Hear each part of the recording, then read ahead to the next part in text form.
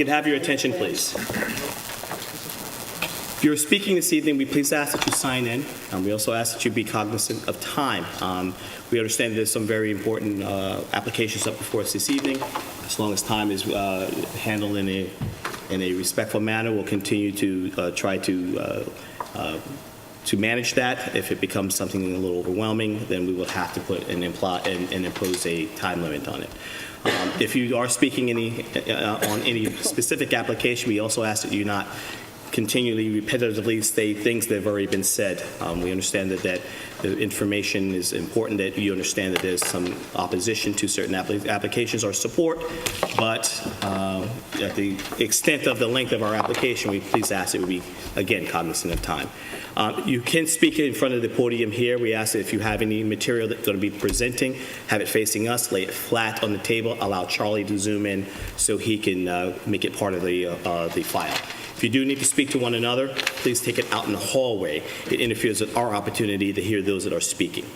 We're going to start this evening's meeting with first a motion to open. Is there a motion, please? I make a motion that we open this meeting of the Board of Architectural Review and Historic Preservation on January 8th, 2018. The motion was by Christine. Is there a second? I second the motion. Second by Susan. All in favor? Christine? Aye. Susan? Yes. Jeff? Aye. And I am the aye as well. Welcome to the January 8th, 2018 meeting of the Architectural Board Review and Historic Preservation. Happy New Year. My name is Curtis Highsmith. I am your chair. I'd like to introduce our panel for this evening. We have Christina Redding, Susan Stevenson, along with Jeff Rodlieb. We'd like to welcome our historic consultant, Zach Studenroth, our legal counsel, Bo Robinson, and Antoinette. As always, we welcome you, and Charlie, for taking the play-by-play. We're going to start this evening's meeting with signs and first application, please. The first application for a sign is adjourned. There's a letter in the file from the applicant asking to be adjourned until January 22nd. January, so the next meeting. Okay. Yeah. Is this the second adjournment on that application? Or? Yes. Yes, they were adjourned. Last time, yes, that's the second one. This is the second. Okay, so not that much time. Excuse me, so what, is this a letter requesting adjournment? Yes. From High Point Engineering. Well, it's not adjourned, you have to approve the request. It's requesting to adjourn, so we're going to motion. But this is more than the second. I don't know if that matters, but they requested an adjournment on the 27th to December 11th. So it's at least a third or possibly fourth adjournment. In a row, or is it over the time of this application coming before us? My notes are at least for the last, including this one, for the last three. As long as they consistently request it, Jeff, we're in good order. It's when somebody doesn't appear for 3 or 4 meetings and there's no Right. communication whatsoever. My only question with time is that if too much time lapsed, maybe it's time to renoticing the application. That's the only Should be reason why. determined when they appear back again. There was somebody present at the last meeting that requested it. This Yeah. time was the first time that they... Excellent. So someone was present last meeting. So the motion would be to approve the applicant's request to adjourn until our I January make a motion 27th. that we approve the applicant's BP service station request to adjourn to our next meeting, which is on January The 22nd. motion is by Christine. Is there a second? I second the motion. Second by Susan. All in favor. Christine? Aye. Susan? Jeff? Curtis is aye as well. Next application, please. BNB Bank on Windmill Lane. Is the applicant present? Okay. I took a look at it. It's replacement. I know that they went through a new branding, so all the signs will have to be changed to just B&B Bank. So I think it's replacing like in kind. I took a look at the sign. I had no issues replacing existing signs. Same same diameter, same location. There's no new lighting. I had no issue with it as being proposed. I think it's pretty clear. Christine, do you have any issues with the No, I application? have looked at that, I know. Susan, any questions? No problem. Same here. It's good. Is there any public comment on the application? Therefore, I ask for a motion to approve. I make a motion that we approve the sign application on Windmill Lane for BNB Bank. The motion is by Christine. Is there a second? I second the motion. Second by Susan. All in favor. Christine? Aye. Susan? Aye. Jeff? Aye. And I'm aye. That concludes our sign applications for this evening. First application, historic. Hampton's HDA LLC, which is requesting an adjournment until May 2018. On this matter, we would ask that there be a renotice, remail, both renotice and remail, if the application, if the What's that? request to adjourn is going to be approved. Council, do you have any objections to that? All right. So we would like to get a letter out to the applicant that we, if is approved. They'll approve it and make it conditional upon reposting and noticing. All right. Any public comment, any questions? Motion to approve applicant's request to adjourn until May 18th with the renotice and remail of the I application. make a motion that we approve the applicant's request to adjourn until May 18th, BNB Bank, with a letter going to them asking them to repost, remail. Wait a minute, what? No, it's not B&B Bank, I'm sorry, you have Hampton. HG. Oh, sorry, it's It's Hampton's. May It's in 2018. May 20. May 2018, there was no May specific day. 2018. The date- Do you want me to read Okay, it? I had a third one unsigned, so on the agenda that I was given. I'm sorry, I had a third one unsigned. It was added Karen? for. it was added after the fact? Oh, because we don't have the, Okay, we don't have copies of that we agenda. don't I'm have sorry. copies of that agenda. So is it in here? Well, there's a motion on the table right now while you look for that. So the motion by Christine is Do you to want me to approve the... repeat the motion? Yes, please. I make a motion that we, I have to get the phone, that we approve the applicant Hampton's LLC request to adjourn until our next meeting. Nope, The until meeting May. on May 8, 2018. Motion was to approve the applicant's request to adjourn until May 2018. But Christine, this is second. Excuse me, we need to determine which meeting that's going to be. It doesn't say. It was not I'll make a specified. determination. First meeting in May 2018, if there would be no further... May further- 8th, May, May 8th, okay. excuse me, 7th, I'm sorry. May 7th. All right, a motion was by Christine. Is there a second? I second the motion. Second by Susan. Christine? Aye. Susan? Aye. Jeff? Aye. And Curtis is an aye. But don't we then have to put a stipulation to remail? It was put in the motion. Oh, I didn't hear that part. You said there was another sign? There was, but it's not forward. Okay, it's not There you included? Next application, please. Our next application is 472 First Neck Lane. Good evening for the applicant. John Bennett is my name, and I'm a member of Bennett and Reed, 212 Windmill Lane, Southampton, New York. I represent the applicant. With me this evening are Lisa Zaloga, the project architect, our historic consultant Joel Snodgrass, Tim Rump from Aries Design, Melissa Dedovich, and my associate Bailey Larkin. So revised architectural plans were filed with the village. They've been filed since December 29th. These plans were emailed directly to the neighboring property owners' representatives on the 29th as well, and I was informed that they were emailed to the board members as well. The architectural plans were revised solely to shorten the length of the two-story portion of the northerly addition on the residence. That was the only change from what you had reviewed the first time. This is with this brand-new iteration of the property, very different addition to the north. Bob Smith, the licensed land surveyor, as I'm sure everyone is familiar with Mr. Smith and his firm, pretty much the surveyor of record for the village of Southampton since its founding in Wallace Halsey, determined based upon historic photographs of the property that the two-story addition was 32.5 feet in length, and he submitted a letter that we submitted with our December 29th submissions. Subsequent to that time, there was a submission from Mr. Fife and Mr. Foster, not John Foster, the building inspector, but Mr. Foster, Mr. Fife's architectural consultant, as well as a meeting which Mr. Smith had with Mr. Sammy, who has also been representing Mr. Jifra. And Mr. Smith today did give you some additional insight on that length based upon his measuring. And so I'll read that quickly.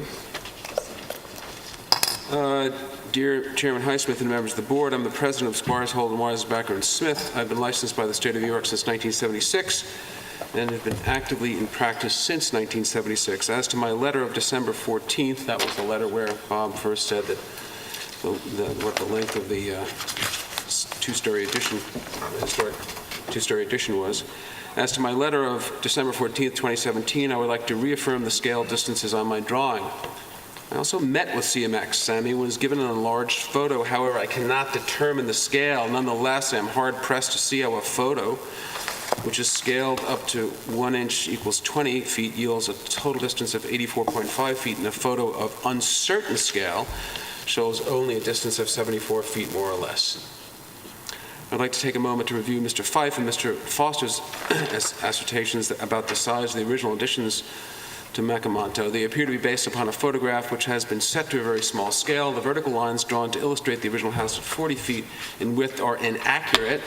The first line up to the left of the photo does not align with the first porch post, and the next line, if extended up, would be outside of the roof overhang of the third floor. Our firm has accurately enlarged the same photograph to a scale of 1 inch equal 20 feet. Please note the porch, which is 12 feet in width, is correctly scaled. The next line, 40 feet to the north, falls just inside the roof line of the third floor overhang. The remaining addition scales to 32.5 feet. And this is based upon the photo that was part of this December 14th photograph. In conclusion, based upon the objectance photographs, it would appear the scaling of the photograph on such a small scale is inaccurate and designed to conform to the desired results. If we can be of any further assistance in this matter, please do not hesitate to contact our office. Now, this, I would suggest to you, is the only credible professional and expert testimony in the record at this point. Mr. Smith is from a firm of surveyors and engineers, and he reaffirms his December 14th, 2017 findings. So again, the only modification to the plans that you've seen from the last time we had a public hearing was to bring the length of the second-story portion of the addition back to 32.5 feet, which, as Mr. Smith testified, was what it was on those photographs. We also submitted color renderings of the residence and before and after images of what the residence will look like from the public vantages along Lake Agawam. Tim Rump is going to talk to you through that. I'm going to ask Lisa Zaloga briefly to review the elevations and the color renderings of the house. I trust you'll find them pleasing. And after Lisa and Tim present, I'd like to ask Joel Snodgrass, who is our historic consultant, to make a presentation as to his further findings. So if I could ask Ms. Zaloga to come up and give me some additional information. Lisa Zaloga, architect for 472 First Neck Lane. Let's see. So if you remember at the last meeting, I had elevations, but I did not have floor plans. So in your packet, you have first, second, and third floor plans. You also have garage plans and elevations. And then you have the revised elevations of the addition to Makamonto. So as John mentioned, the only real change to the elevations is in fact the shortening of the two-story addition. If you remember my addition as presented in December, it was about 5 feet longer. That was what we were kind of scaling as what we thought it was. So once we went to Bob Smith and we got his determination of 32.5 feet, that was the number that we then used to determine the new elevations, the revised elevations, as well as what I created the floor plans for. So the floor plans basically show the kitchen and family room addition that was going to be in the connecting piece previously, and a first floor elderly parents' bedroom suite. So that's really the addition on the north side of the house. We've also, in trying to give it that 1920s look, we've increased the porch along the east side and run it along the entire face of that north addition. So basically, you remember what that 1920s look is.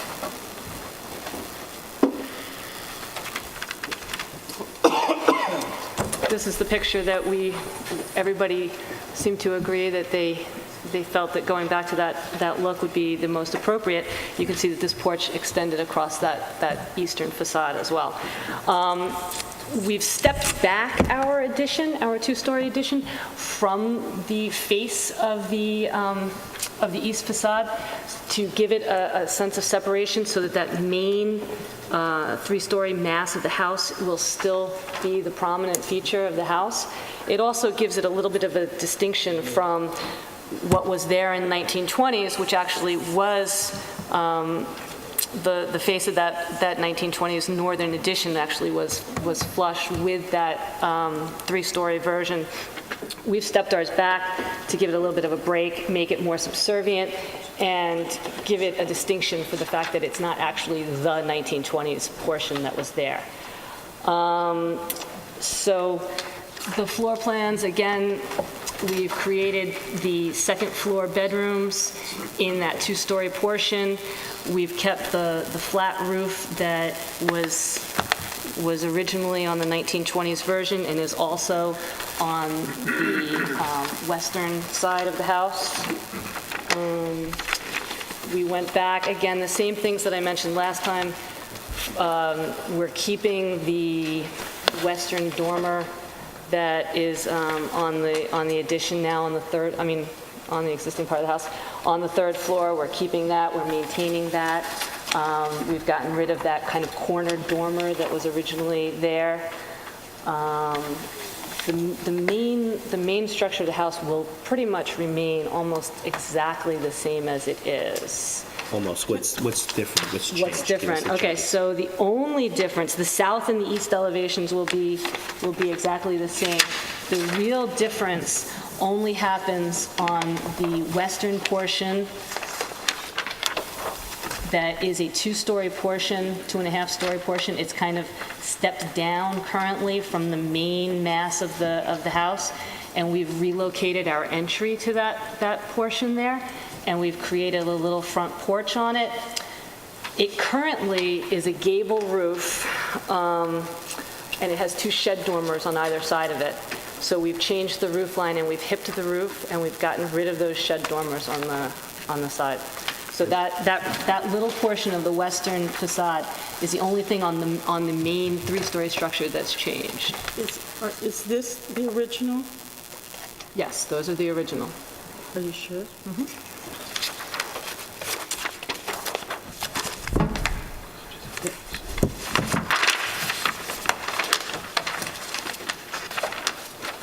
You're looking at the east elevation? Yep.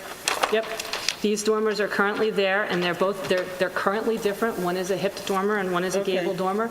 In the original proposal that we came to you with, we were changing that northern dormer. Now we're not. We're leaving it exactly as it is. And they are, in fact, currently different. This addition, the older guest wing, Yes, the one-story addition on the north end, yes. that's a total addition to the... That is an addition. If you look at some of these pictures from the 1920s version, you will see that there was a one-story portion on that northern end of the house, and Joel can talk to it a little more than I can. They think that it was probably like a 6-foot or 7-foot mudroom on that end of the house potentially, but it was a one-story portion on that end.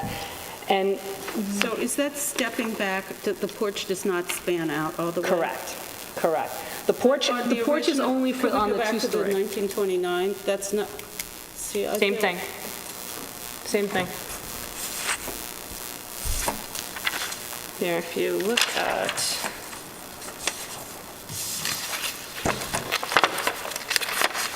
If you look at the axon, you can kind of see, it's a perspective thing, what you're looking at. Are you thinking because this porch line here extends, it looks like it extends past the house? It does the same thing. It's just because you're looking at it a little bit at an angle. This is a proposed house, and this is the 1920s picture.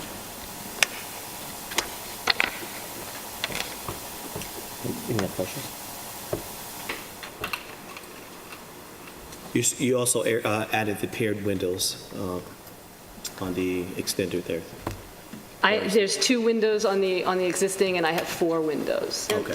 They're not paired, they're still individual Just windows with individual. shutters in between. They're So you're adding 2 more windows. adding 2 more windows. So Axon 2, there's a balcony up there? It's a flat roof, it's a flat roof, it's inaccessible, Yeah. but it's a flat roof to mimic what was here before.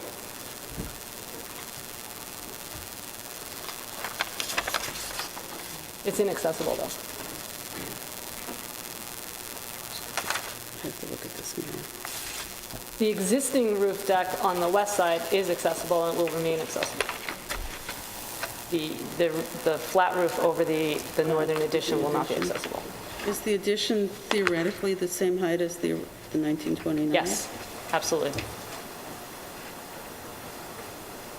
You can see this roof line here I know. runs across the It's same. like the argument about the measurements I'm asking you, since I'm not, I'd rather hear it from you. Okay. Yes, the height is exactly the same. You can see the same roof line, the same little roof skirt that wraps around, and it's on that western side already. So we have perfect. It's not even like we have to go up a picture on that. We have what's there on the other side, so it'll match that exactly.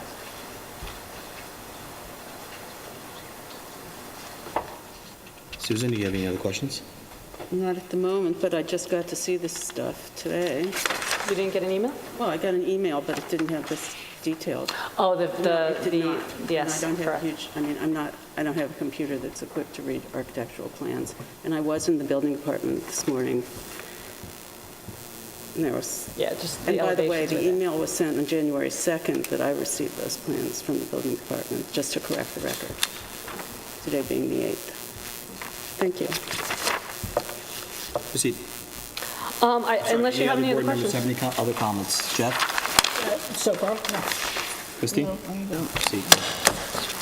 I was going to have Tim, unless you have some questions for me. No?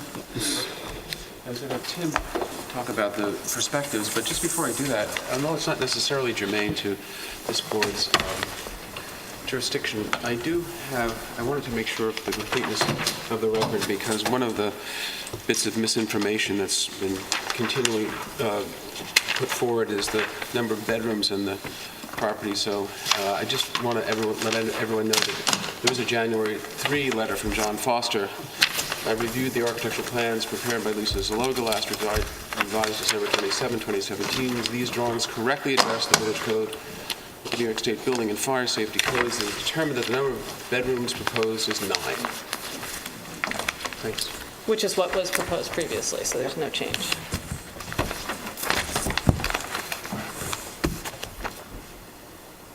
Incorrectly stated, not within our jurisdiction, number of bedrooms. No, but thank you.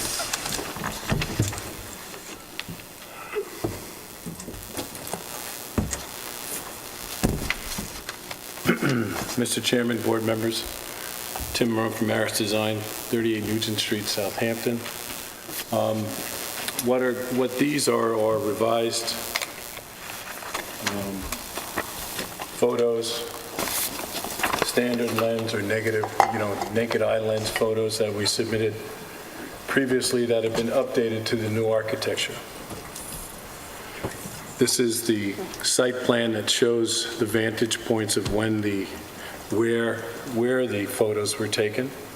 There's an additional photo which we were able to take based on the clearing that the village had done along Gin Lane, so it allowed us to get a little closer to the edge of Lake Agawam, and that'll be known as photograph F, which is opposite our site, which is right here. It's a little bit further south, so it's another vantage point. Could you just state the location again for the record? I don't think... Right. The location is shown as F on the site plan. Thank you. A starts at this end of the parking lot off of Gin Lane, and these photos are taken as you move east along Gin Lane. Thank you. This is what's existing now. And just for the record, there's no, this is the existing landscape. There's no enhancement of, there's no additional landscape made. This is what's there now and will exist. Are these wintertime shots? Well, these were taken a little bit in the fall, but the photograph F was probably 3 weeks ago, so it's more of a winter shot. Okay. This is the proposed architecture in photograph A. So you're showing us impact from... Yes, yes, from those vantage points. So before and after. Yes. This is the existing B location. This is the proposed renovation, looking at it from the B location.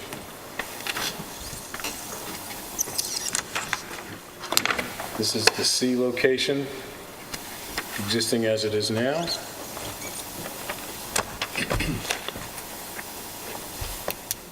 This is the proposed renovation in the C location.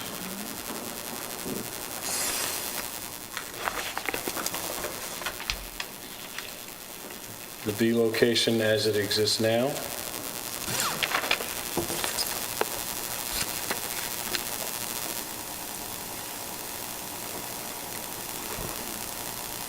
The proposed renovation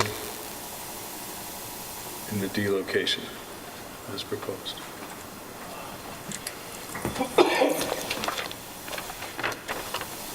Existing conditions in the E location as we're making the corner going north on Gin Lane.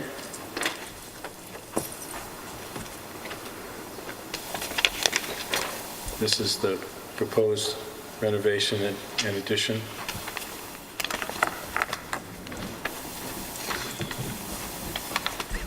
And this is the new, as you can tell, a little more wintry landscape. The F location, the existing condition.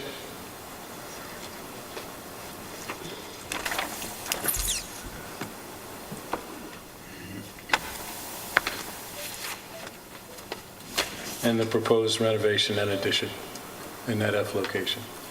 You know, it's hard to see the extension that we're discussing because of the trees, but it already had been noted that trees don't, that the tree, we have to work around the trees. Well, that's why we have the renderings, number one. Yes. Number two, are also very helpful, as you can see in terms of massing as it relates to the neighborhood. You can see Mr. Jibber's house to the right. So I thought that was helpful for you to see as well. But nothing's been enhanced, and that is the vegetation as it exists. But of course, that's why we have the renderings. You did ask to...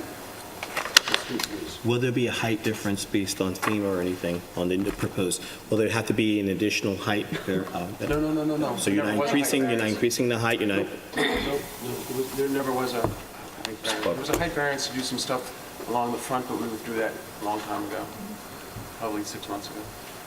No, nothing for that. So what you're So proposing? you don't have any FEMA buildup?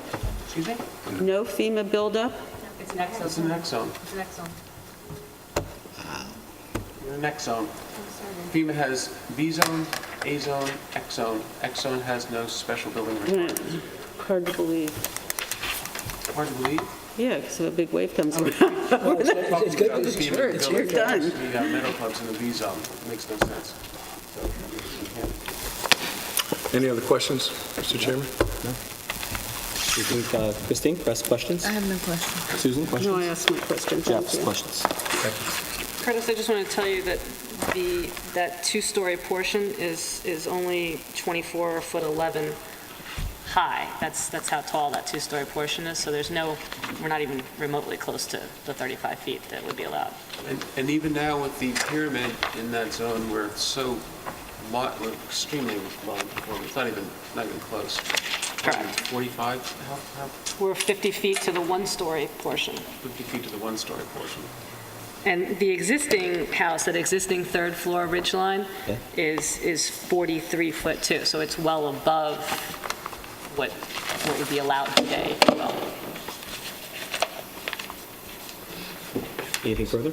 I just wanted Joel to have a few comments. Good evening, Chairman Highsmith and members of the ARB. Joel Snodgrass, Steward Preservation Services, One View Place, Huntington, New York.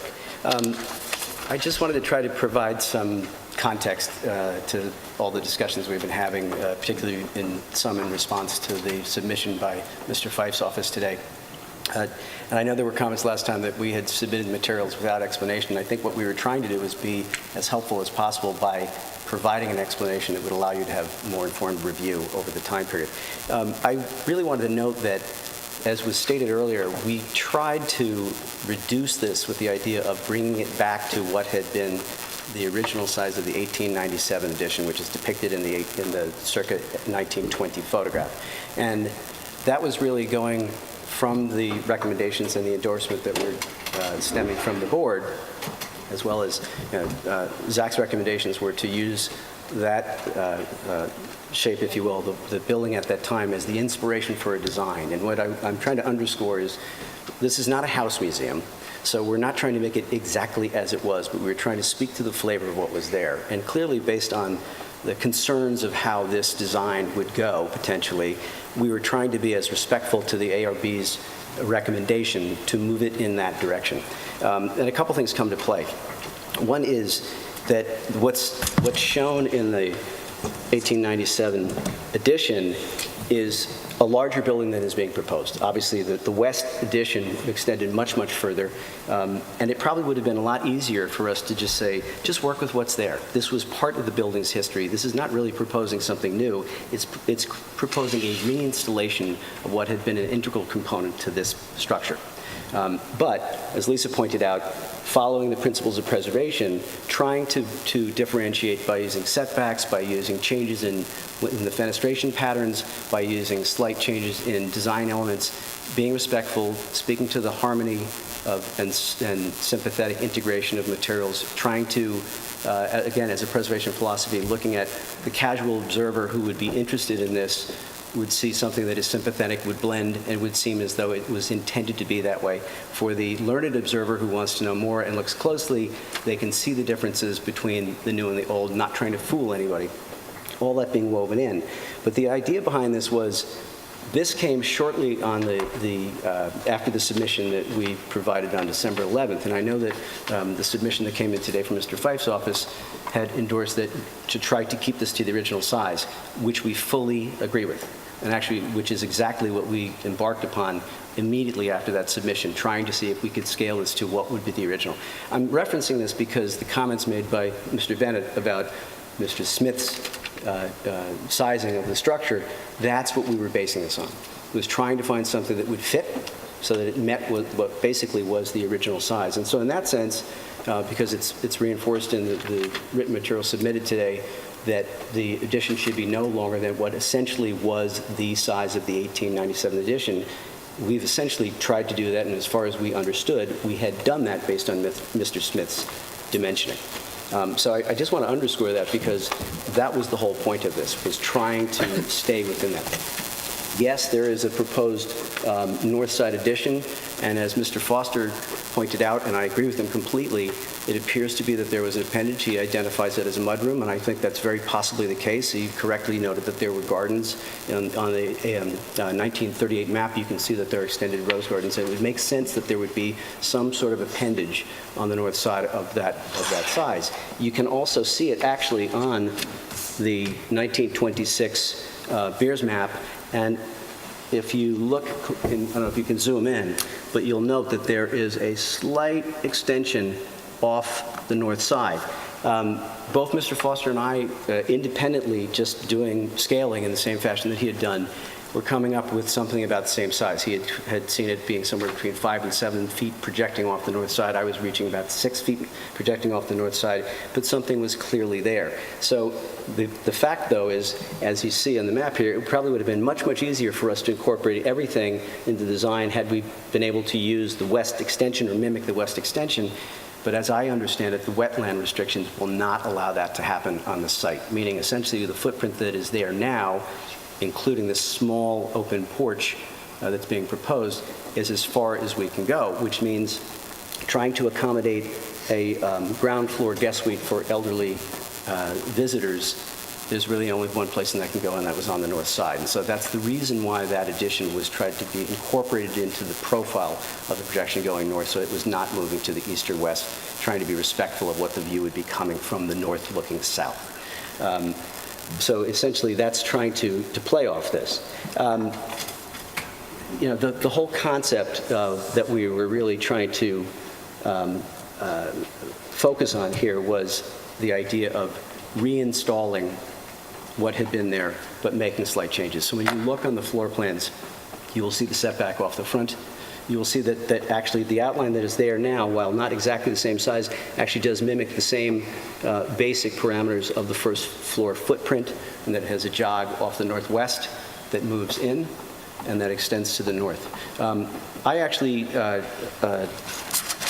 tried to look at some of the massing of the building in relation, and I'm going to hand these out right now.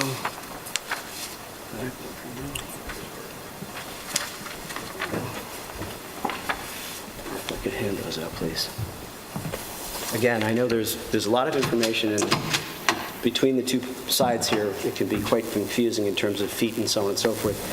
What I tried to do is simplify this as best possible. And again, this is using the premise that Mr. Smith's dimensioning is correct, and that is saying that the original 1882 facade of Mocomanto on the east side was 40 feet long, and following Mr. Smith's recommendations, it's at 32 feet, 0.5 added in 1897, which is what we see in the circa 1920s photograph. The reason I'm bringing this up is, and this is a very, very important part, is when you're looking at relative change that is being proposed, we're really looking at what was originally there. And when I say originally, I mean in this photograph, since this is what the ARB essentially was recommending that we use as the inspiration for this. You're not looking at the current compared to the proposal. You're looking at this entire facade and then what is going beyond that. So it's unfortunately quite confusing when you see this comparisons between what was in 1882 versus what was the first edition versus what was the third. That confuses everything. What you're really trying to look at is if this is the recommendation and we're putting it back and it is meeting the dimensions of what was originally here, you essentially met what was a previous phase of this structure. This is not an addition beyond what had already been there. As a matter of fact, with the appendage, the two-story addition, it's actually less than that. Obviously, we're adding a one-story addition proposed at the first floor on the north side, which speaks slightly to the flavor of what this mudroom would have been, but meeting the size requirements for a suite for visitors. Balancing that is there's a large. I'm sorry. You're saying the mudroom extension is the one element that adds a greater than what's proposed. Yeah, and it's minimal, but I'm saying we were trying to be reflective of. So I'm trying to get a percentage of your increase. So if we're taking that in consideration, because you're saying that you're looking at it from at its, I would say, its pinnacle when the structure was at its largest, and you're using that as a canvas to correct justify the increase above whatever the additional extension is going to be. I want both. I want to know what's the extension of the proposed canvas back in 1897. 1897, and actually it shows it. What right would that there. increased volume be proposed? Well, I'm just focusing on right now on the length of the east facade. That's the numbers here. Just looking at length changes because that was most of what the discussion was surrounding around. So I was trying to focus on that as a relative comparison. Because these are elements that are going to be raised, and I'm sure in either opposition or discussion that people are going to be concerned about. That we're literally looking at a snapshot now. Yes. And what you're saying is that you want what was there, and then you want volume greater than that. Right. Well, actually, so the people are going to say, well, take a snapshot now, and this is what we're looking at today. And I just want to make sure that's going to be raised and... And we can get that information. Actually, if you look at this house in toto, there's less, because there was a very significant northerly addition, but we can get you that information. So trying to get ahead of the game. You don't have any net increase. The real premise of what I was trying to say here is there was discussion when what was submitted today in terms of making the comparison of the overall proposal to the existing house. And what I'm saying is that's not, in terms of the preservation circles, all of my experience has been, if you're going back to something that previously existed, you're facing it one way. You're not looking at this as a brand-new proposal, never been there before, concept of how do you integrate something. This is actually a reinstallation of a former component of the structure. So I'm trying to bring light to that fact, that the comparison. No, we understand that. Okay. But I'm just telling you, this, I'm not stating that this is something at this point we're questioning. I'm saying some of the opposition is going to say, today's snapshot is that doesn't exist. Yes. Okay. We're looking at the house that currently exists, and what will be your volume increase. That's going to be some of the objectives. And what we're going to show you also is how we probably have a net reduction of the volume of what was there in this photograph. But I think, I don't think we told you that we wanted you to do exactly the 1929 version. We just felt that the extension in the original proposal was not going in the right direction, but it should go more toward what had been an expansion of the building before the turn of the century, let's say. I heard what I heard. We have the record. Yep. Again, What does that mean? What it means, I'll stand at that. I heard what I heard, and fortunately, Mr. Fife has provided us... not necessary for commentary. I get it. Okay, well, I'd like to say that I don't believe I said that I thought you should make it exactly like the 1929 I'm not edition, suggesting. or that it should be as large. No, I'm not And so I'd like to suggesting be on the record saying that, sir. And he said it's not a house museum, so he, by his own words, has said Right. it doesn't have to be an exact replica. It shouldn't be an exact replica. And what I'm trying to say is that we were trying to at least look at the inspiration. I understand what you're saying. That's fine. And again, I thought it might be helpful to see the comparative, as Lisa had put up as well, just side by side. And you can see that the view, for all intents and purposes, is very, very similar in terms of massing, size, scale, and so on. And that was intentionally done. Yes, you can just see the slight extension of what is the first floor addition off the back. But again, it's really trying to respect the original facades, as we've talked before, trying mostly to focus on that and to integrate this in a way that it's sympathetic, but also showing enough change that you can clearly see that it's not exactly the same. So, unless there are questions, I'll sit down. And in terms of size, I don't want people to forget, okay, that this is still over 6,000 square feet smaller than the allowable gross floor area, and about 1,500 square feet less than the house of the most local opponent. So in terms of relative massing and size and scale. You're finished with your presentation? I think, I would like to know, in line with your typical procedure, whether or not Mr. Studenroth had any comments. I was going there next. Thank you. Zach, a lot of information was given between prior to the new year to present. Data information. I would ask that feedback from you would also be in relation to some of the opposition as well, if there are any. That way we could take it all and read it all in. I just want to keep it consistent so that at least we can hear the package as a whole. If you agree with that. The board members agree with that as well. Is there any public comment on the application? Please step forward.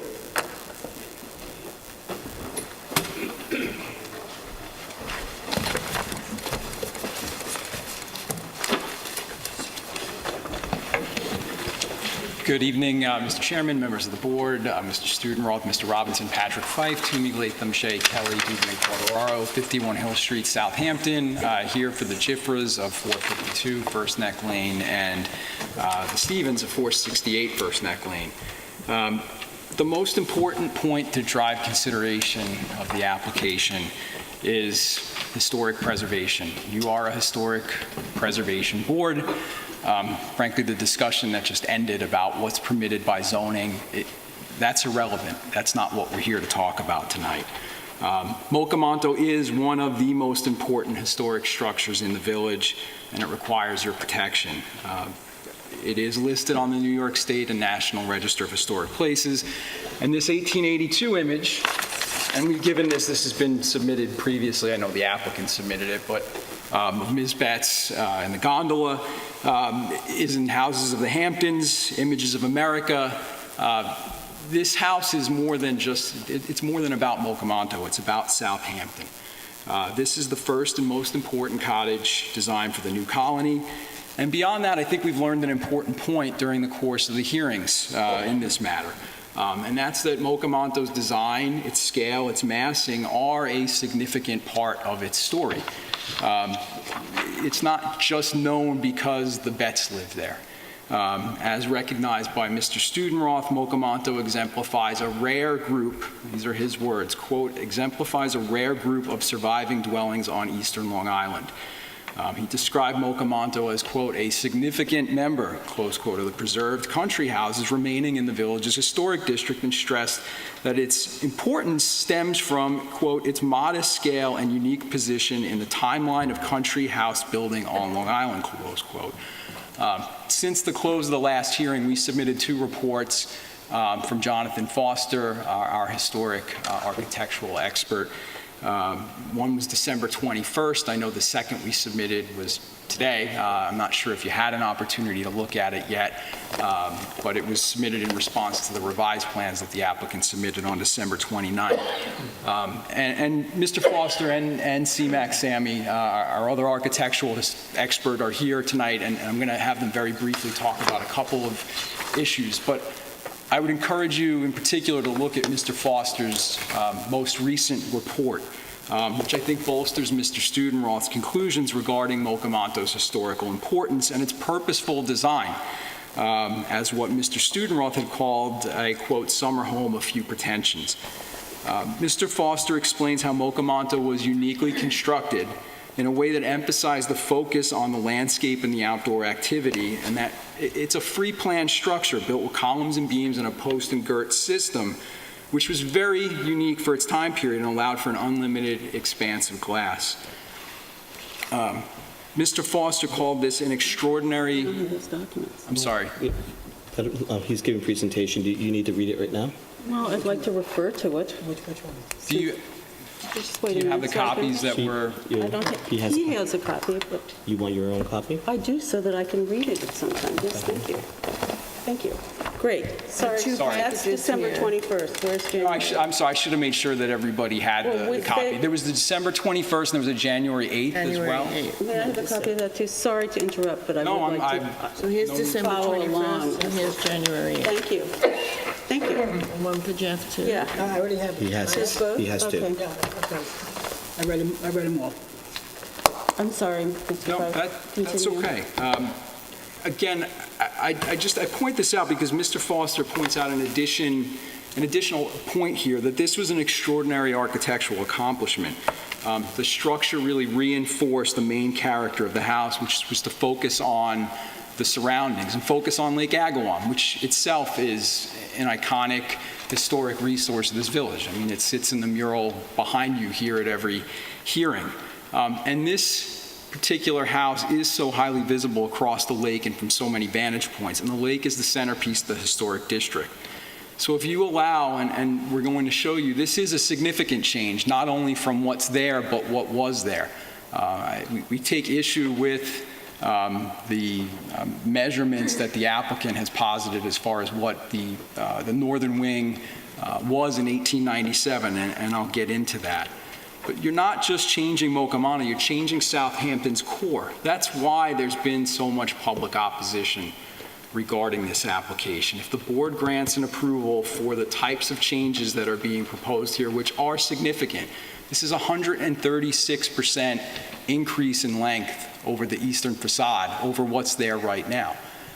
The current house is 40 feet in length on the eastern facade, and the proposal is to make it 94.6 feet long. It's a 136% increase.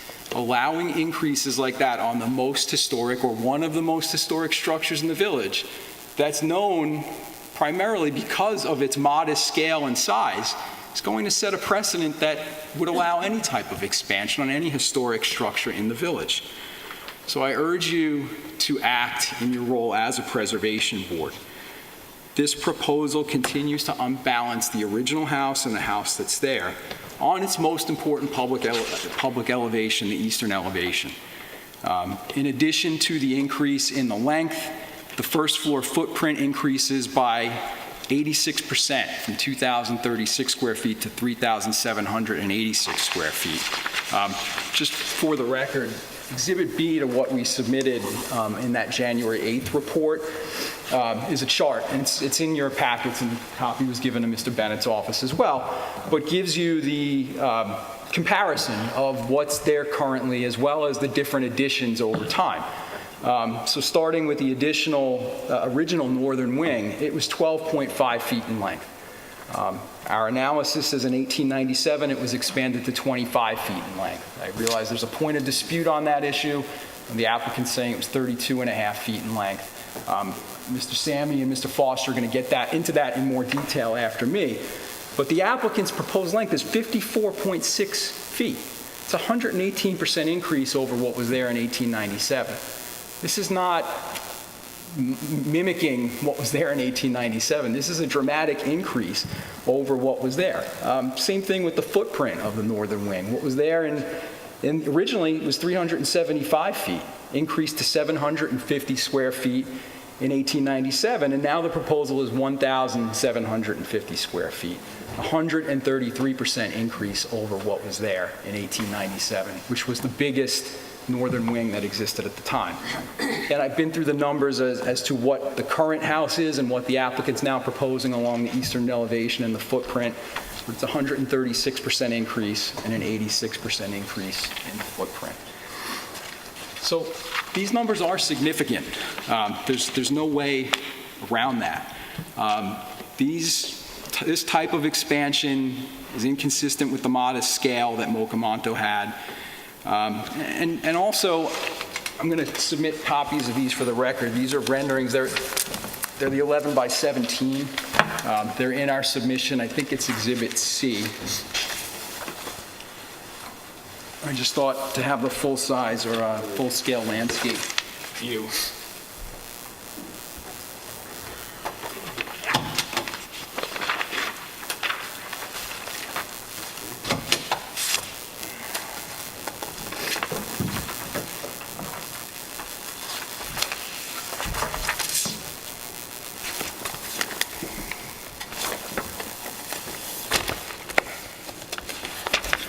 Thank you.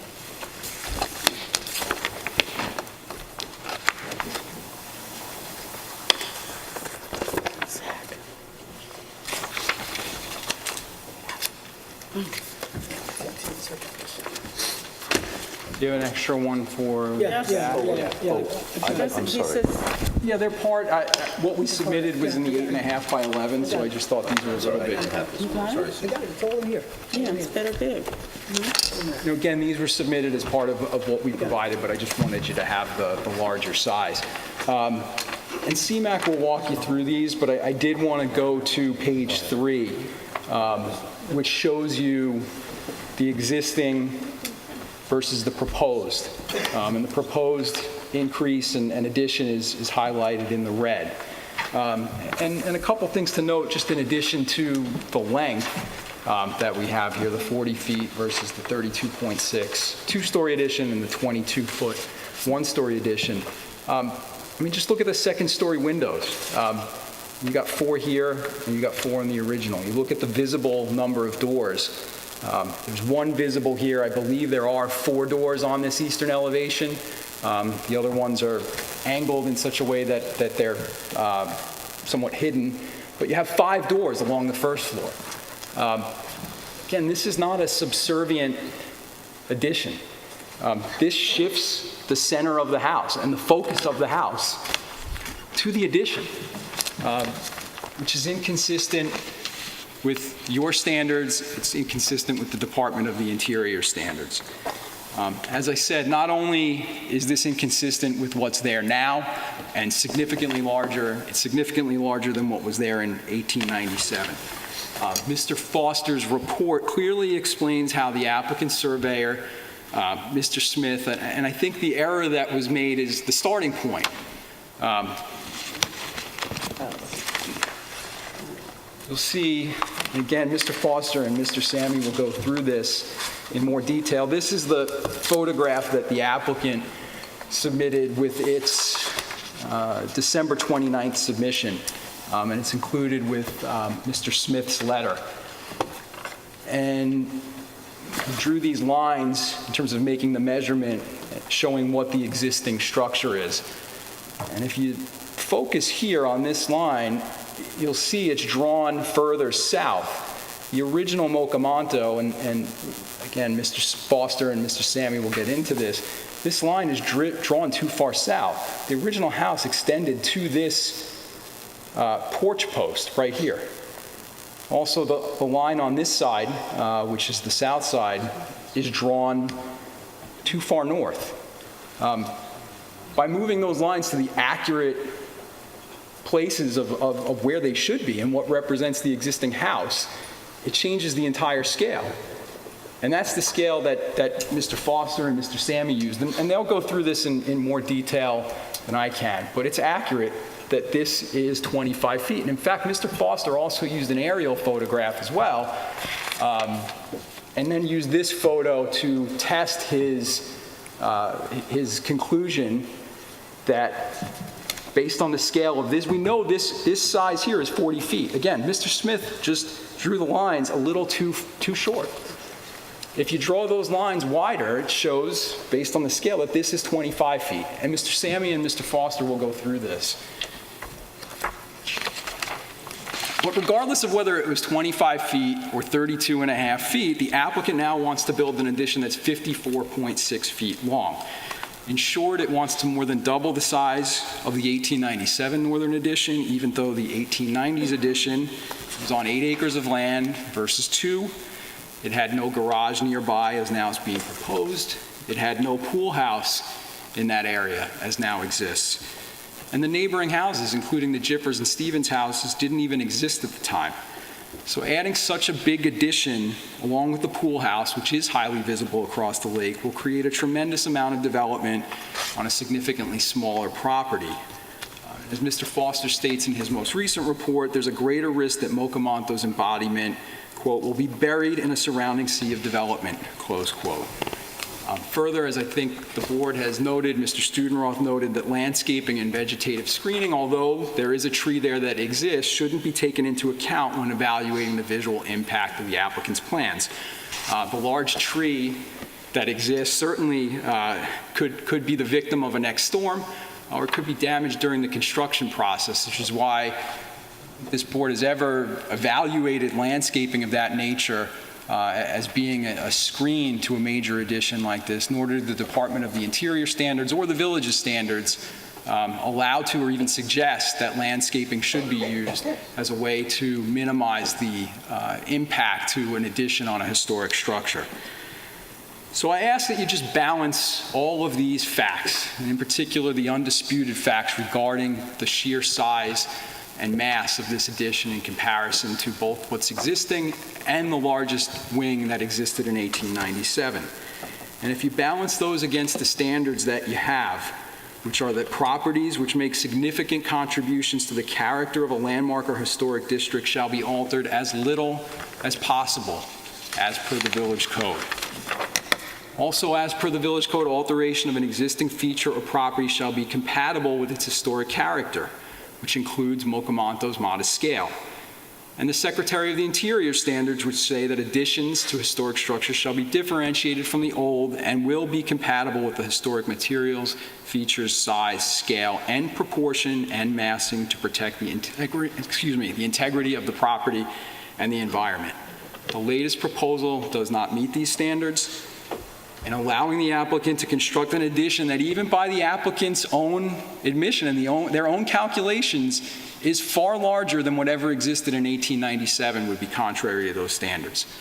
At most, the applicant should be permitted to construct a 25-foot long addition along the northern property, which is consistent with what was there in 1897.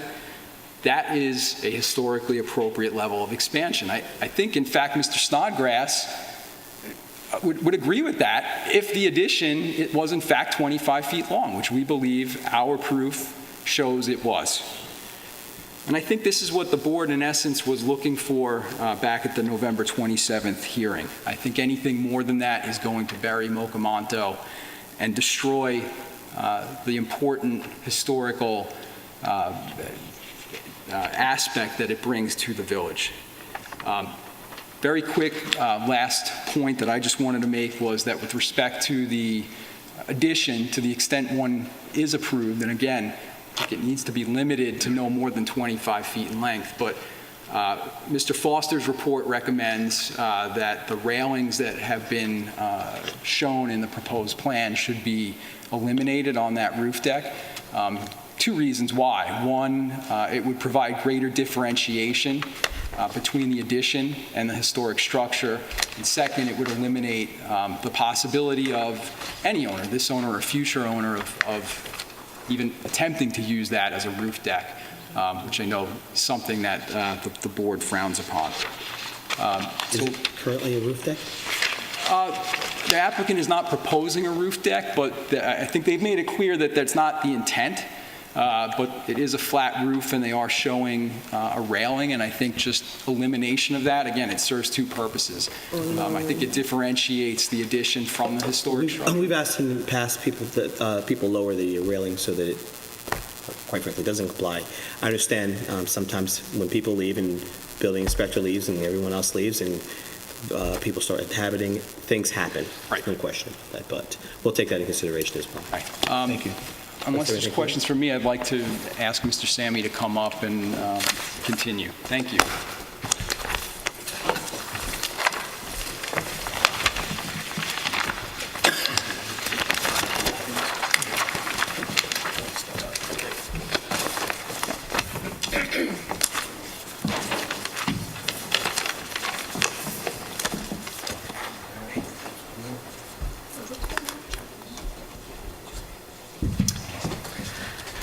Good evening, board members. CMX Sammy, architect, representing Mr. Jeffra and Mr. Stevens.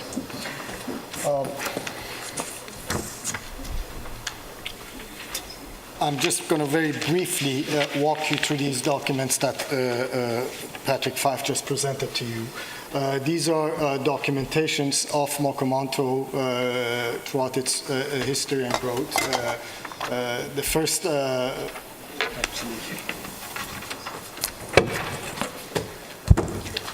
the board that you see in front of you right now, 1882, is what Mocamonto was built as, with a 12 and a 6-foot addition off of the pyramidical roof to the north. This was the original Mocamonto that you see in historic pictures with the gondola off of it. As you can see, the porch, which is highlighted here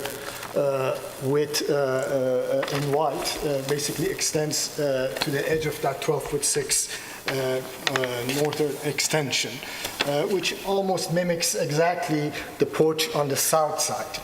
This bay of the porch of 12-foot 6 is what is being used to evaluate the historic length of the Mocamonto throughout the different periods.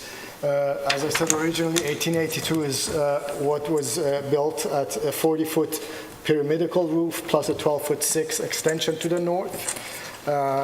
In 1897, that was added on to and doubled from 12-foot 6 to 25, with a one-story addition of about 5 to 7 feet, which is basically half of the porch bay length to the north. I am going to submit to the board a drawing which I've used. This is the same drawing that the surveyor, as far as Holden, Mr. Bob Smith, used, with the exception that the drawing is expanded and enlarged to get more accuracy. What's being confirmed here, and there's no debate, is that the bay of the porch is at 12 feet. The Mocomanto, being its original Mocomanto, the pyramidical section of it is at 40-foot width. And it's a symmetrical end gable over there, basically dividing to two 20-foot lengths. If you were to extend basically 20-foot that is not in dispute from south to midline and extend that and double that to 40 feet, this is where we get this line of the 40 feet, and that exactly measures from there to the maximum growth of it at 1897 to 24 plus or minus. We can even give it a 25, with of course the 5 or 6 feet addition, 1 story to the furthest north. The pyramidical roof had a 2-foot overhang on either side, and that is confirmed in this drawing. There's no debate on this thing. As far as I am studied this, both myself, Jonathan Foster, the other architect. This is something that we do on a regular basis, measuring drawings and buildings. I stand by these numbers. I have submitted these to Squires Holden, and I am going to discuss these things with them again, these findings, to confirm the 25-foot feet. These are drawings and basically photographs don't lie. It is what it is, and we are going to get that confirmed to you. This is what's being proposed at 32 and a half, 2-story portion, another 22-foot at a 1-story, in addition to the existing pool house that is on the site and a garage structure further to the west. And mind you, I would like to emphasize that the 1897 expansion of the Mocomanto, which was at its largest, was when Mocomanto was sitting on an 8-acre site. Today, Mocomanto is sitting on a much smaller site. That site of 8 acres is divided into 5 different lots. The proximity of these buildings to one another are not what Mocomanto's original historic setting was back in the days. So density is of an issue in the estate section. Expansion of this scale becomes an issue in relationship to the neighboring houses. And time and again, in both ZBA meetings and ARB meetings, we've requested the applicant to present its views and its photographic generations of what's being proposed without the veiling of the trees. That to this date, we have not seen that. That's a relatively old tree. To build an expansion of this nature without even a basement, there will be extensive excavation, which would affect the root ball of a tree of that size and scale. There's no question that somewhere along in the coming years, that tree is going to come down. So the effect of this should be judged in the absence of any vegetation, any screening, so that you would see the proximity of this mass to the neighboring houses. This would give you a general idea of that proximity in relationship to the 3 neighboring houses and in relationship to Mocomanto itself, more than doubling the size of Mocomanto as it is. This is not historic preservation. This is doubling the size. The 12% plus 1,500 development rights is for a vacant lot.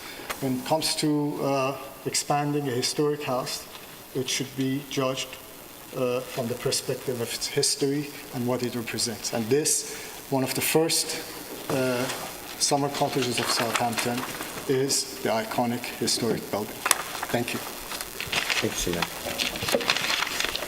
Any other public comment?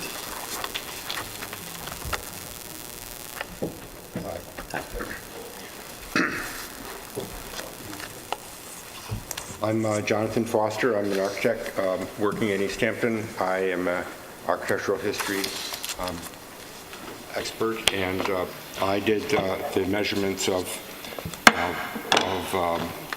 the 1897 Mokomano addition, and I outlined that in my statement. I want to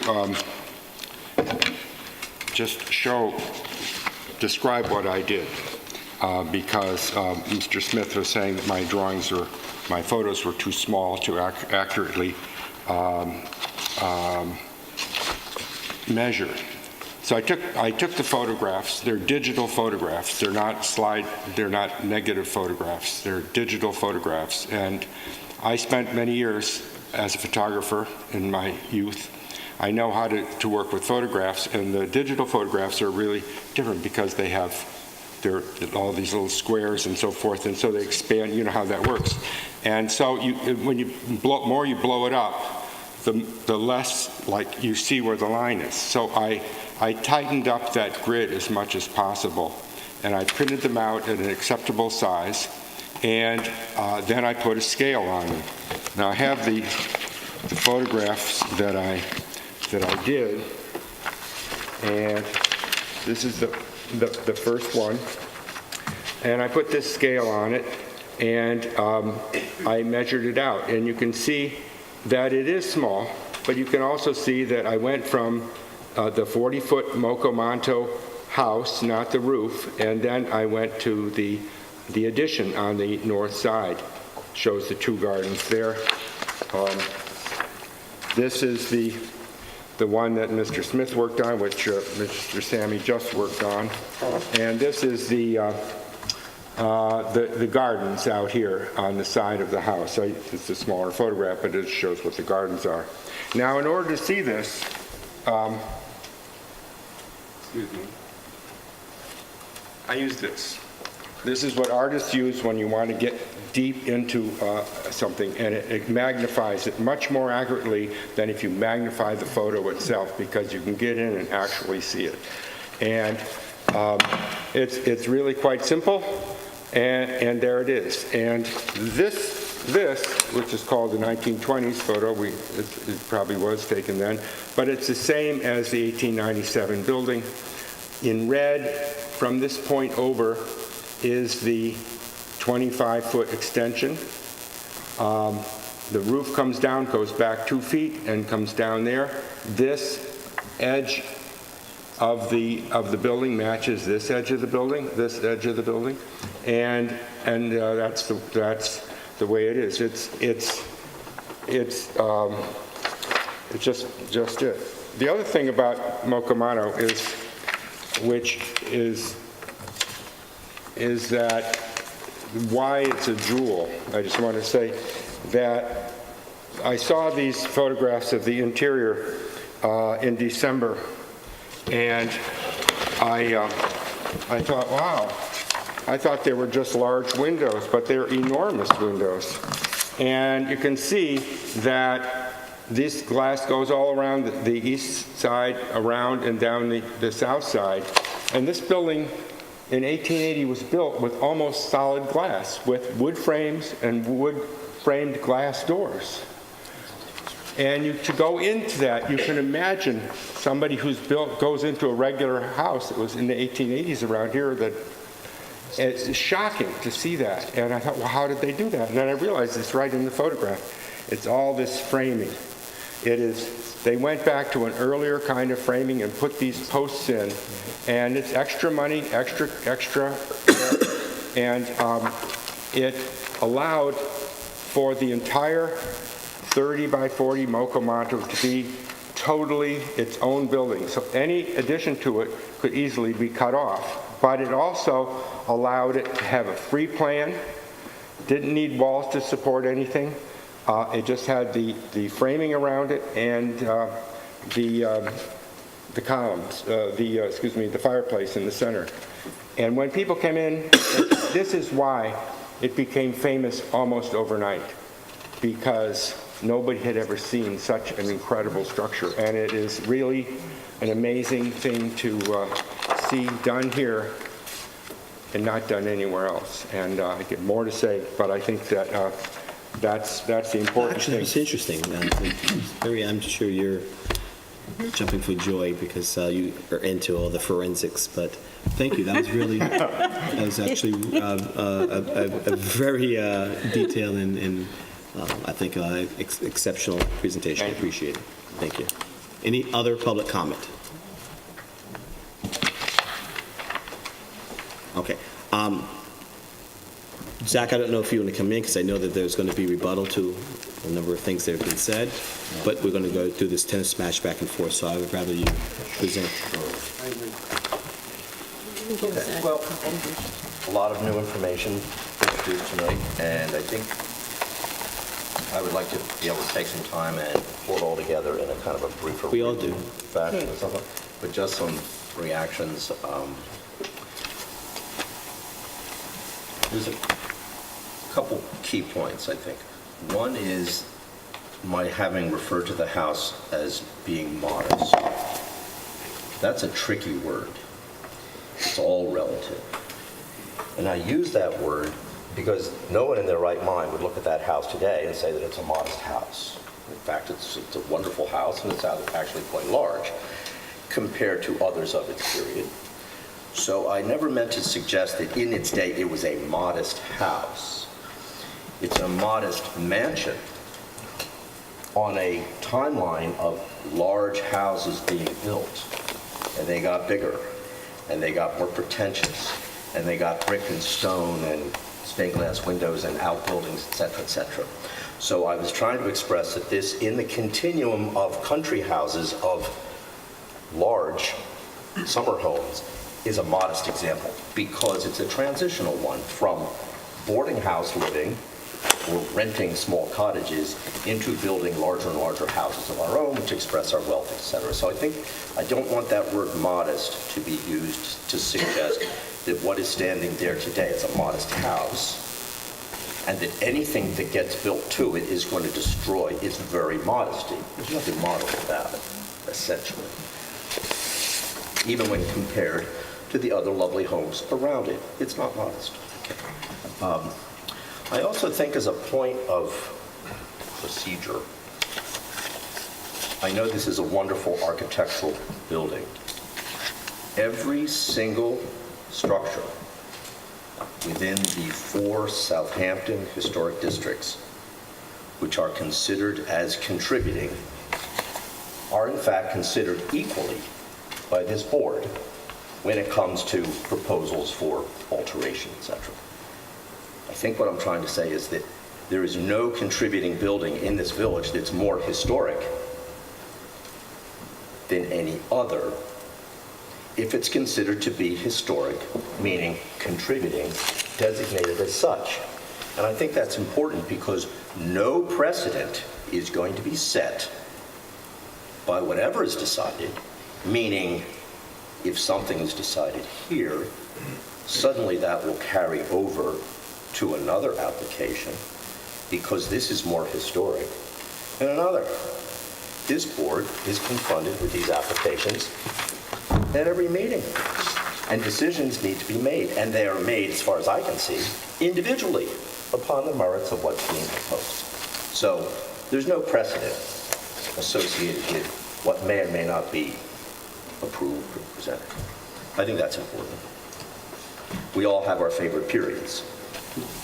Mine happens to be the 17th century, so I have a fewer pool of people to work with. The other thing I just want to mention in these kind of wonderful volumetric presentations, I think it's a little deceptive to show what had been a railing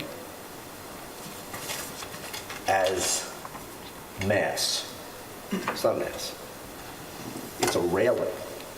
So there appears to be this 2-foot tall parapet running along the top of what was and what is proposed to be. And I think that misrepresents the massing or the volume of what was and what's being proposed.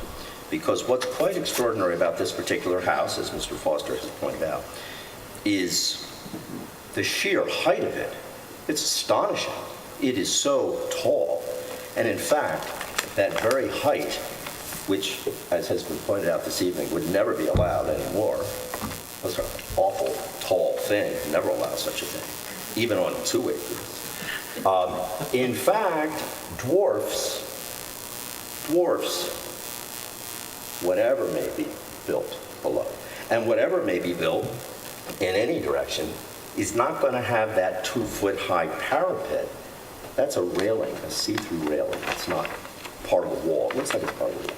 So that's just kind of a detail.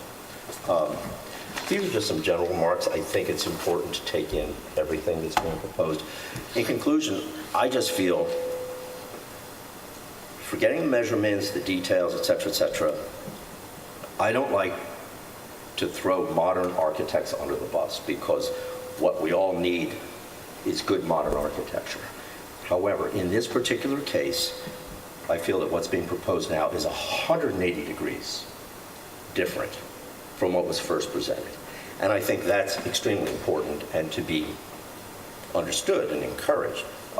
Not that what's being presented should mimic what used to be, et cetera, but in the spirit of expanding this historic house with a vocabulary that's compatible with it, we're looking at a very different project now from the one we started with. And I don't mean to say that in the sense that good modern architects shouldn't try their best to design good modern additions, because they should. It's just they don't always work. And I think in this particular case, we're on track here. So with that in mind, study it a little bit. Not something that necessarily has to be answered today or this evening, because so much information has been given to us, but in taking this home, digesting it, evaluating this, part of the presentation of the applicant is that there is a beginning point, meaning at the pinnacle of the largest portion of this prior, this structure and its prior existence, taking that and then reading from that point on in terms of the addition, and from a historic preservation standpoint, as well as far as we're looking in terms of increasing the overall volume and how it reads on property. I want to get to a point where this board can either agree with that, at least that evaluation, or is it not something that we necessarily have to take in consideration? And again, not something for today's decision. There's so much that's been given out, but because that seems to be the beginning portion of some of the challenges, because we're going back and forth over the measurement of the longest portion of this, and if that's where we're starting, that means that that's the most important part of this application. It really shouldn't be. It seems like we're taking away from, does the addition itself does it raise to a level where it no longer becomes a historic structure? Does it take it out of the volume and how this proposed property is supposed to read? Is it taking it out of its realm and no longer reads as the existing contributing structure within the historic district? And I just want to get to a point where we know where we're reading this to begin with, instead of us continually talking about the length of this building. Well, I think the very point that we're at now, where it's zeroing in on 30 feet, 20 feet, and I think without it being stated as such, everyone seems to be on, if not on the same page, we're in the same chapter, and we were reading two entirely different concepts originally. I think it's wrong to say this isn't preservation. Of course it is. The entire bulk and mass of the original house is being preserved, is being restored where it needs to be, and arguably it's a wooden house. Anyone who owns a wooden house knows this is something that happens every 20 years or so. So a considerable investment of time and interest and energy, et cetera, is being invested in the preservation and in the restoration of the original building. And arguably, just like that great addition on Gin Lane that has since designed by a modern architect, was considered ill-designed and has been removed some 30 years after the fact. So too, any addition to this building could presumably be removed in the future, and it would not remove the original building, which has been preserved. So to suggest that this isn't preservation, I think is a misstatement.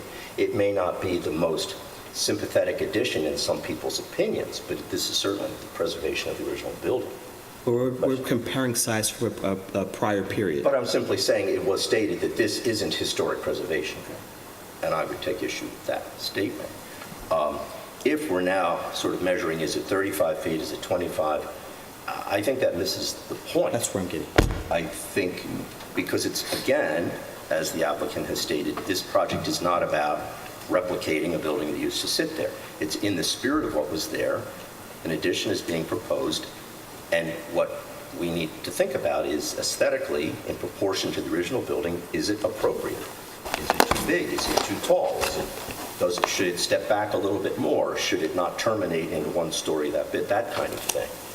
But I think the vocabulary that's being used and the massing of it relative to the original house, which is so disproportionately high that it eases the burden, I think, on the addition because it feels less massive.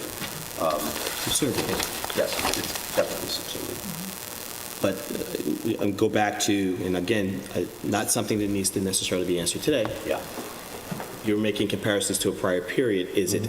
Are we looking at a snapshot of what's there that currently exists, or are we going to actually take this historically and look at a prior period and turn this into, what the changes in the amount of addition will be when this is done?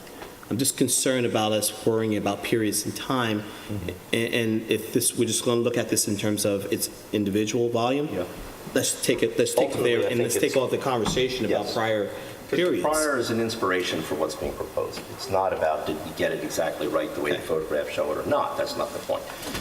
I don't feel, and I don't think the applicant has suggested that their ultimate objective is. We're just spending a lot of time talking about it. I'm sorry. That's why I didn't want to answer it today. Any more public comment? Any rebuttal? Any discussion? No? Okay. A lot of information has been given this evening, and I think the board itself needs time to speak. But I'd like to... I'm going there. Okay. Well, Do you have you go in any order you comments? wish. Go ahead. Do you have comments? Yeah, obviously, a decision isn't going to be made this evening, but a lot of people have traveled on very inclement weather to get here. I did have a chance to read everybody's submissions today, just by sheer luck of being here this afternoon. But I've tried to simplify it to 3 elements. There's the technical aspects, whether it's 25 feet, 32 and a half feet, 40 feet, volume square feet, and obviously there's a dispute as to what it was. And that dispute can continue. It can be resolved via third parties. It can be resolved in the courts. It can be resolved wherever it is. But for the moment, let's recognize that there's a technical aspect that's in dispute. The second aspect is the historical context. Do we look at which is an issue, where do you put the stake in the ground? Is it 1887, 1882, 1897, 1920, 1950, but before the neighbors' houses were built or afterwards? Again, that's a matter of dispute. You can argue it one way or the other. The only thing that I know sitting here as a board member, I shouldn't say the only thing, because I've seen everybody's presentations, is that which this board has been charged with. And that's very simply put, in 11633, the board is charged with exercising sound judgment. That's my responsibility. That's what I can do. You folks can argue the dimensions. You can argue the historical context. My charge and my responsibility is to exercise sound judgment, which then goes further in the code to consider placement of the property in the context of a harmonious character, location and design, and open spaces as to create balance and harmonious composition as a whole and in relation to its several parts and features to each other. So it's it's forcing us to bridge the historical and the dimensional with the qualitative, hence the word using our sound judgment. In the historic code, 65B1, it does state that any changes should be altered as little as possible. Again, if I look at it, that's a pretty big change. That's not little. Whether it's 20, again, on dimensions we can argue. And in section 65C4, C2, it specifically references consideration of scale, proposed alteration, or new construction in relation to the property itself and surrounding properties and the neighborhood. So for the benefit of my fellow board members who will be reviewing these, and the folks who traveled here, I think, and I know the applicant who wants to move this process forward, I think it would be helpful for you and them to know my position. And my position is that these plans as currently presented are not compatible based on scale and the placement of buildings with the properties in that area. So I just want you to know where I stand at this point. So if there are further meetings, if there are further, whatever you choose to do, if you're moving in that direction, great. But these plans, as of right now, I don't think, in my sound judgment, meet the criteria for approval. May I comment? With the board. I guess, but he was Susan? going through the board. So. Susan, comments? I have to look at all this material. I made the best effort I could. I was in the building department today. It's very difficult when this stuff is submitted at the last minute. It's extremely complicated. Off the top of my head, I think it's the addition subsumes the building that we see as it stands today, and that's an issue for me. Christine, any comments? I spent a lot of time over the Christmas holidays reading all the information that I already have about this, and I will read all the stuff that we've been given tonight so that I can use my sound judgment, which I always try to use, to make a decision that takes into consideration the concerns of the neighbors and what the applicant's suggesting. So I think we've made some strides. You're moving in the right direction. Definitely, it's a big improvement on the first plan that we saw, and I'm going to continue reading. I saw a glass connector the first time we came here. An element that had, it was like a spaceship in the middle of nowhere. And now we have something that I think you've come back and you've made a lot of the changes and adjustments and taking, I think you're reading more into total preservation than you were initially. And that shows progress, and that shows the progress of our process on any application we've had. If you look over, especially those that are a little more challenging, you've always seen that there's been a progression of change and adjustments and compromise. So that's where we are now. We have information. There's not been any further change other than the prior, but we have at least two sides speaking about and being able to present, I think, and articulate how they feel about the either for or against this particular proposal. I think my challenge is something I want to speak with you about is